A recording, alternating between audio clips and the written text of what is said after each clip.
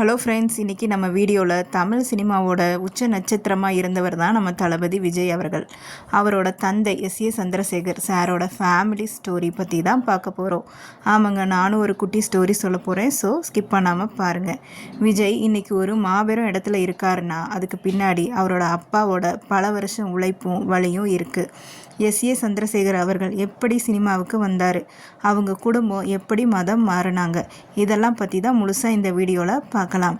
SA. Chandrasekhar sir பிறப்பிலேயே ஒரு கத்தோலிக்க கிறிஸ்துவ குடும்பத்தை சேர்ந்தவர். அவரோட இயற்பெயர் ஆல்பர்ட் சந்திரசேகர். அவர் ராமநாதபுரம் மாவட்டத்தை சேர்ந்தவர். அவங்க குடும்பம் இலங்கையில் இருந்து வந்தாங்கன்னு ஒரு பேச்சும் இருக்குது. ஆரம்பத்தில் ஒரு கவர்மெண்ட் வேலையில் இருந்த எஸ்.ஏ. சந்திரசேகர் சினிமா ஆசையால் சென்னைக்கு வந்து சவுண்ட் இன்ஜினியராக வேலையும் செஞ்சார். அந்த சமயத்தில் தான் அப்போதான் சோபா மேடமை சந்திச்சிருக்காரு. சோபா மேடம் பிறப்பிலேயே ஒரு இந்து. எஸ்.ஏ. சந்திரசேகரை கல்யாணம் பண்ணிக்கிறனால அவங்க கிறிஸ்துவ மதத்துக்கு மாறினாங்க. அப்படி தான் அவங்க குடும்பம் ஒரு முழுமையான கிறிஸ்துவ குடும்பமாக மாறுனுச்சு. விஜய் பிறந்ததுக்கு அப்புறம்தான் எஸ்.ஏ. சந்திரசேகர் சினிமாவில் ஒரு பெரிய பிரேக் கிடச்சிருக்கு. அவள் ஒரு பச்சை குழந்தை படம் மூலமாக இயக்குனர் ஆனார். விஜயகாந்த் சாரை வச்சு நிறைய ஹிட் படங்களை கொடுத்துருக்காரு. விஜயையும் சின்ன வயசுலேயே பல படத்தில் குழந்தை நட்சத்திரமாக நடிக்க வச்சார்.